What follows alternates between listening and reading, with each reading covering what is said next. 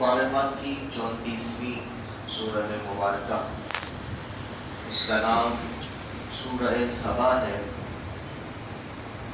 اس سورہ مبارکہ میں عرب کے قبیلے، عرب کے شہر یمن میں بسنے والی ایک قوم سبا کا تذکرہ کیا گیا ہے۔ اسی مناسبت سے اس سورہ مبارکہ کا نام سورہ سبا ہے، اور اس قوم پر اللہ تبارک و تعالیٰ کا بہت ہی کرم تھا۔ اللہ تبارک و تعالیٰ نے جو آبادی انہیں عطا فرمائی، ان کی آبادی میں، ان کے اس شہر میں اللہ تبارک و تعالیٰ نے کثیر باغات کو پیدا فرمایا، اور جس میں کثیر پھل وغیرہ موجود تھے۔ تو اللہ تبارک و تعالیٰ نے انبیاء کرام علیہ السلام کے ذریعے ان لوگوں کو کہا کہ تم لوگوں پر اللہ تبارک و تعالیٰ کا خصوصی کرم ہے، اللہ تعالیٰ کے احسانات ہیں۔ اللہ تعالیٰ نے تم پر اپنی بہت ساری نعمتوں کو نازل فرمایا ہے، اور ان نعمتوں میں یہ ہے کہ تمہیں کثیر باغات عطا فرمائے ہیں، اور تمہارے اس شہر میں، تمہاری اس آبادی میں اللہ تبارک و تعالیٰ نے ایسی آب و ہوا کو پیدا فرمایا ہے، تم ایسی سرزمین میں ہو کہ اللہ تبارک و تعالیٰ نے اس سرزمین میں نہ کوئی مکھی پیدا فرمائی، نہ کوئی مچھر ہے، نہ سانپ ہے، نہ بچھو ہے۔ اس طرح کی ساری چیزوں کو تمہاری اس بستی سے دور کر دیا ہے۔ تو لہٰذا اللہ تعالیٰ کی ان نعمتوں کا شکر ادا کرو، اور اللہ تبارک و تعالیٰ کی اطاعت اور اس کی عبادت کرو۔ اور ان لوگوں کی طرف اللہ تبارک و تعالیٰ نے 13 انبیاء کو بھیجا۔ 13 انبیاء کرام علیہ السلام کو اس قوم کی طرف اللہ تبارک و تعالیٰ نے مبعوث فرمایا۔ تو انبیاء کرام علیہ السلام کے ذریعے جب انہیں رب تعالیٰ کی نعمتوں کو یاد کروایا گیا، تو چاہیے تو یہ تھا کہ اللہ تبارک و تعالیٰ کی نعمتوں کا شکر ادا کرتے، اور اس بستی پر اللہ تعالیٰ کا یہ بھی کرم تھا کہ اگر کوئی شخص ایسا اس بستی میں داخل ہوتا کہ اگر اس کے سر میں، اس کے جسم میں جوئیں وغیرہ ہوتی تھی، تو اس بستی میں داخل ہوتے ہی وہ ساری جوئیں مر جاتی تھی۔ ایسا رب تبارک و تعالیٰ نے انہیں نوازا۔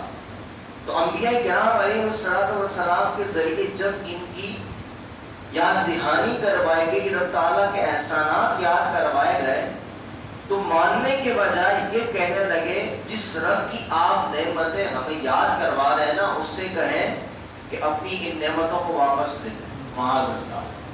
چنانچہ جب اللہ تبارک و تعالیٰ کے انبیاء کو جھٹلاتے رہے اور رب تعالیٰ کی نعمتوں کو ماننے کے بجائے، احسان مند ہونے کے بجائے، شکر کرنے کے بجائے جب ناشکری کی، تو اللہ تبارک و تعالیٰ نے ان لوگوں پر ایسی شدت کا سیلاب بھیجا کہ ان کے جو مکانات تھے، باغات تھے، اللہ تبارک و تعالیٰ نے زمین میں دھسا دیے۔ اور اللہ تبارک و تعالیٰ نے قرآن عظیم میں جو نافرمان قوموں کا ذکر فرمایا، اس کا ذکر اسی لیے ہے کہ ہم رب تبارک و تعالیٰ کی نافرمانی سے بچیں۔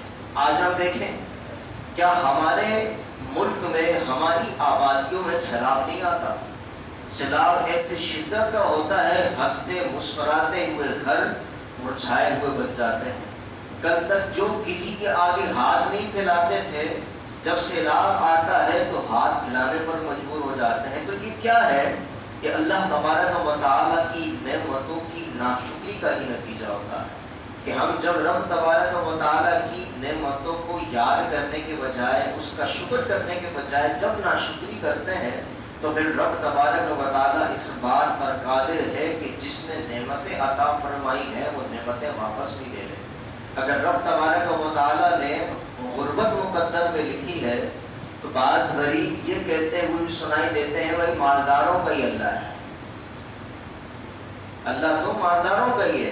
معاذ اللہ، یہ کفریہ جملہ اپنی زبانوں سے کہتے ہیں۔ لہٰذا جب کسی کا انتقال ہو جائے، کسی کا نوجوان بیٹا انتقال کر جائے، تو اللہ تبارک و تعالیٰ کی بارگاہ میں اعتراض کرتے ہوئے کہتے ہیں کہ یا اللہ تو نے اسی کو موت دینی تھی، تجھے اس کی ضرورت تھی.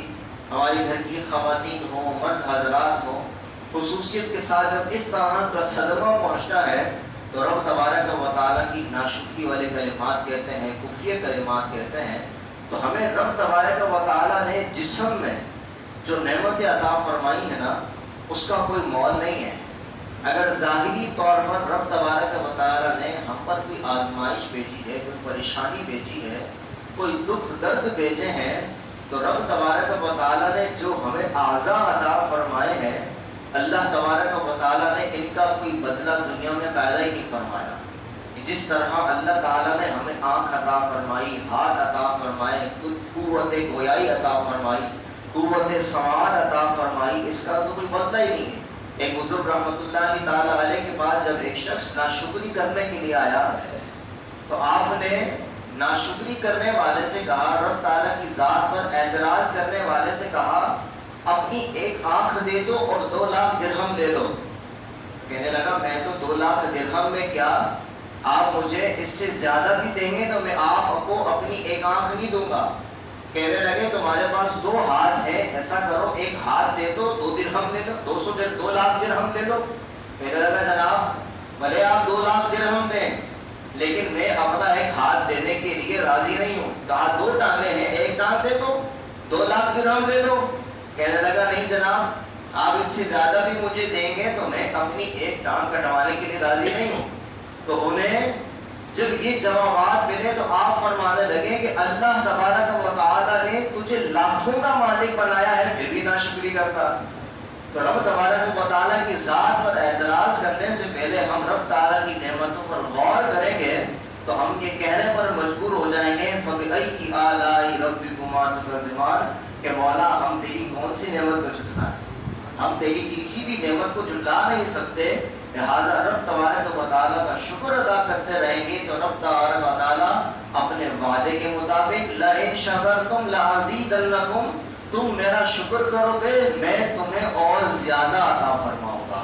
تو اللہ تبارک و تعالیٰ ہم نے اپنا شکر کرنے کی توفیق عطا فرمائے. اللہ تعالیٰ قرآن پاک کے نور سے ہم سب کو مالا مال فرمائے. ما علینا الا البلاغ.